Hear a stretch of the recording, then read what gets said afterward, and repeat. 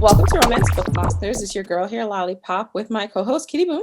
Hello, all. And today we are going to review one of my favorite little paranormal series. It is Fashionably Dead and Loving It, book 14 in the Hot Damn series by Robyn Peterman. Now, we reviewed the very first book in this series in October 2020 for our Halloween episode, because we wanted to do vampires. Because it was Halloween, what great Halloween, but vampires and demons and all that jazz. So here we are full circle with the latest book in the series that came out in, I want to say December. I think we talked about it also in our December What's Coming episode as well. So we will link that so you can check it out if you want to hear more about it before listening to our spoiler review, because we will be going into spoilers. But let me talk. I love this book. It was so funny.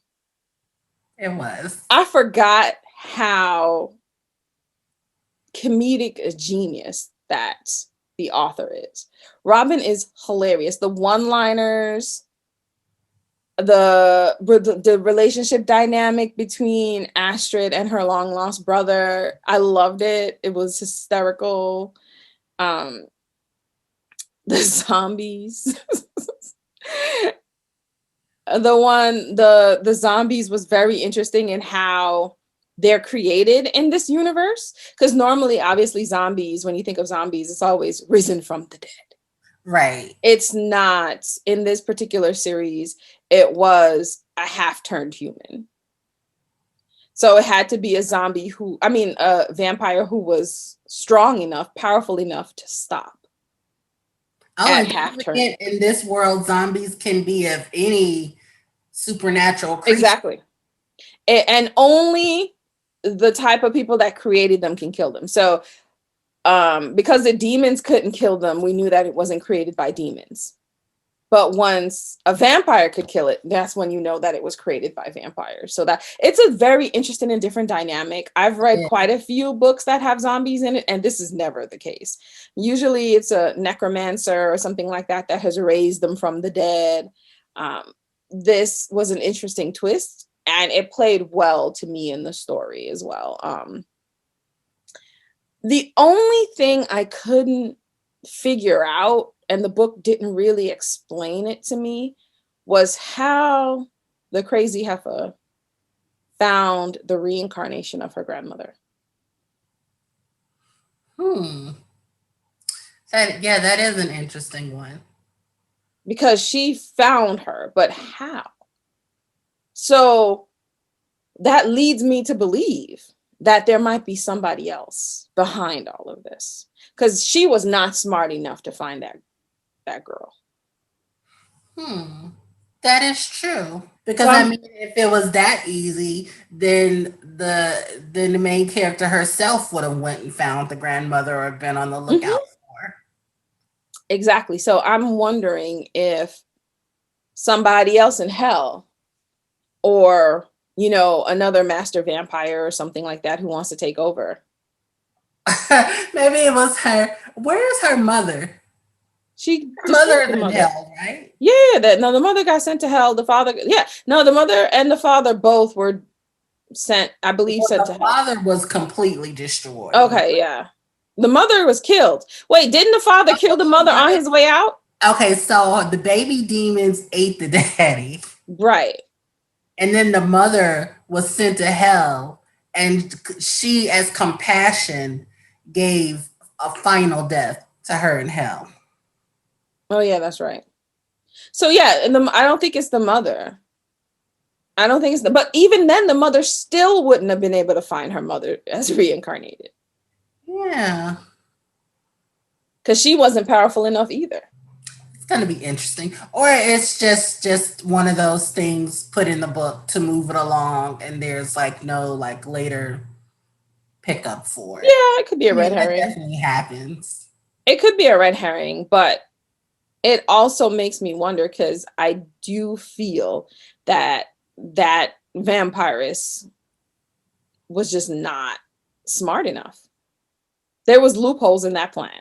And I don't think that I think somebody gave her the idea and Perhaps, pointed her in the right direction. perhaps she was more because she was super old to be able to turn the vampire. So perhaps she was just one of those, I'm really smart, but I'm going to play the cute ditzy role. That's also a possibility. But we'll see, because this is not the last book in the series. So that's why I feel like there might be more to the story. Because I mean, she had to be super cunning. I mean, it takes more than just hoish ways to turn half an army against the king. She probably promised wealth and riches and all kind of foolishness. It like we don't know if he was a good king. We don't know if he inspired loyalty. The way he seemed like he was probably not like a mean king, but I mean, he was definitely like jealous of whatever his brother had, and he had not been able to get that for himself. I think part of it, I don't think it's necessarily that he's a mean king, but that just because you're not a mean king doesn't mean you're a good king. I think part of it is, and he was a little stupid, naive. I mean, look how he was played. Yeah, played hard. And let's not forget, he refuses to get with his true mate over foolishness. Mm-hmm. So what other things has he done or acted to cause his men to be disloyal? We don't know what he was doing in South America. Right. So, especially if he let that chick run his army, of course they would be loyal to her and not the king. We don't know. Right. I feel like there's a lot of holes, but that doesn't take away from what I think is still a really good book. I mean, it was still a very good book.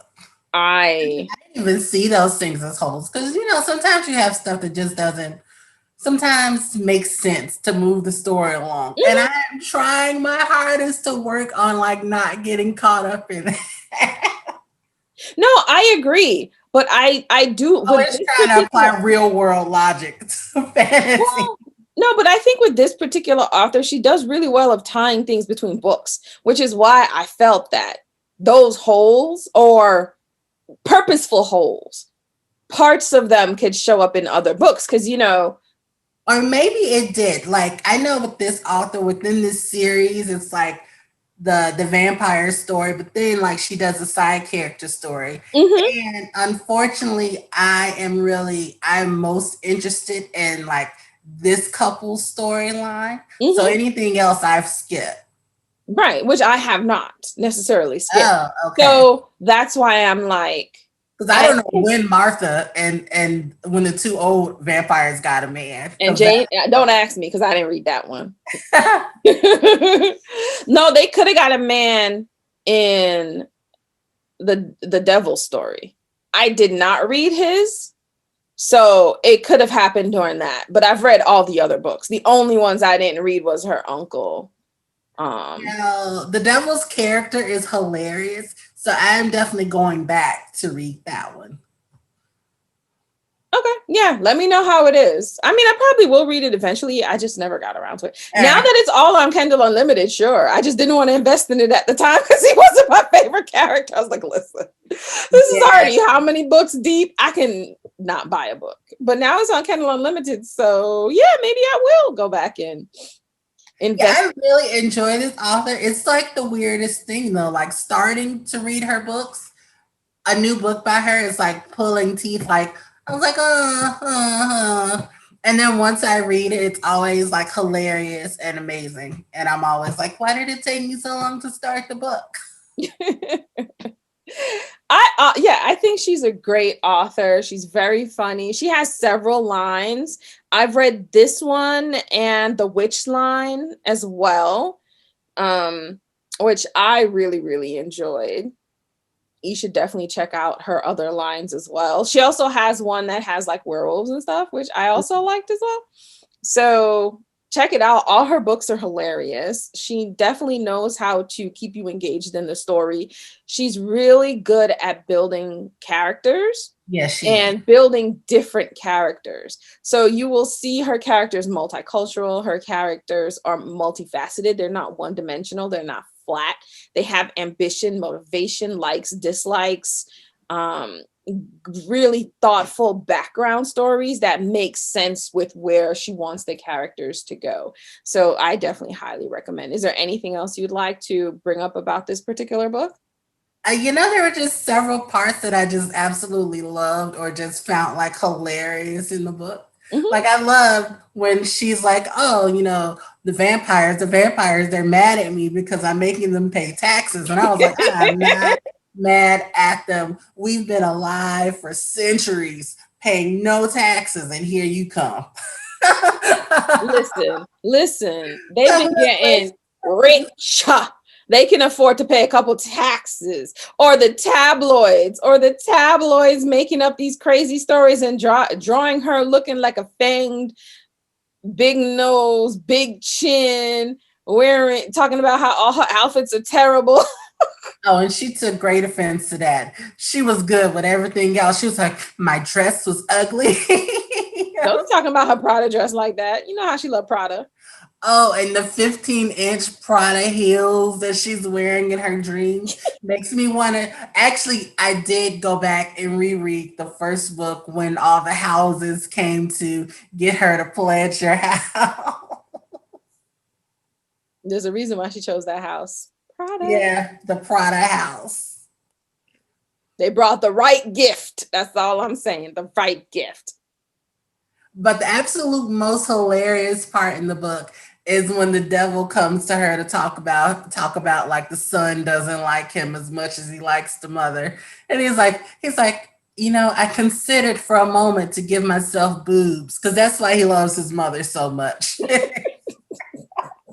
It's like, don't tell anybody.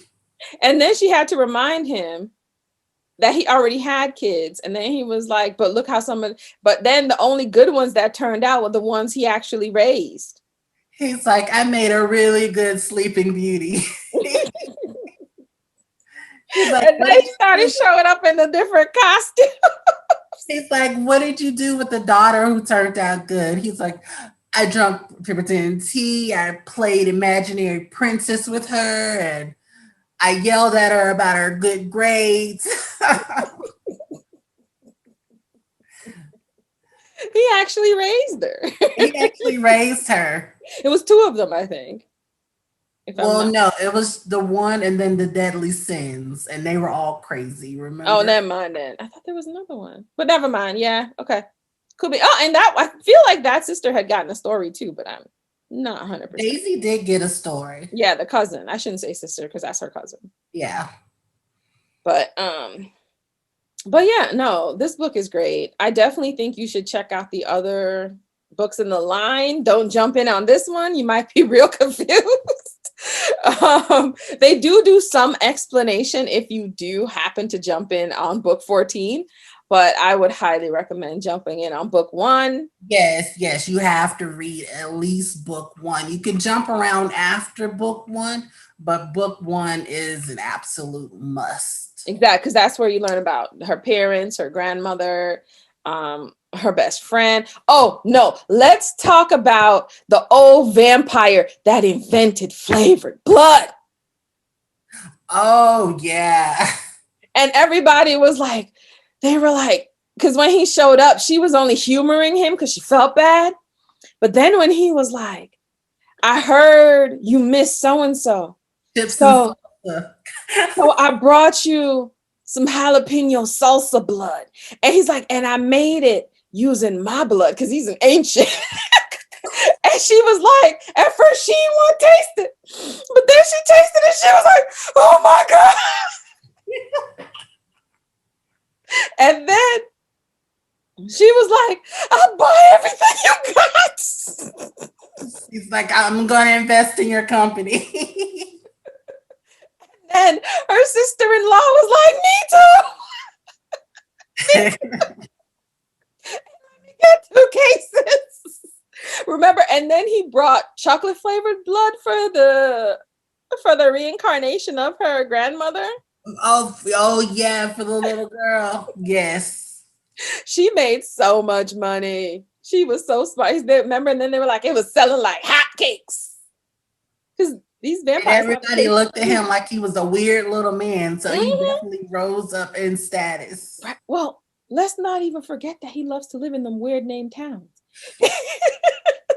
So, that was such a random I'm yet going back just to hilarious. reread that part. Yes, that was so cute. Where her brother was like, ask him if he lives in so and so. I can't remember the name. It was like weird knuckles. I don't even remember. And dude was like, It's oh, on my you list. know about that too? He's like, it's on my list. I'm planning on moving there. I love this book. It's a great book. You should definitely check it out. But as we said, read the first one and then you can jump around. The series is available on Kindle Unlimited. So for those of you with Kindle Unlimited, only investment is your time because you're already paying for it anyway. As I mentioned earlier, we will link our review of book one. We will also, link other books from her. You should definitely check it out. I love this book. And I was in tears from laughter. The Yes. one-liners between her and her newly discovered brother was everything. Everything. So I hope you enjoyed this review. Definitely check out this author if she's new to you. And we shall talk to you soon. Anything else you'd like to say, Kitty? Yes. If you know of any other authors who have great comedy in their book, not an author that's a romantic comedy author. I don't tend to like those, but just comedy is like a part of their books. Like you get a good laugh out of the story. The author is just like witty or has a dry humor. Drop their name and drop the book name down in the comments. We look forward to reading them too. Yeah, exactly. Now, y'all stay blessed and have a good one. See ya.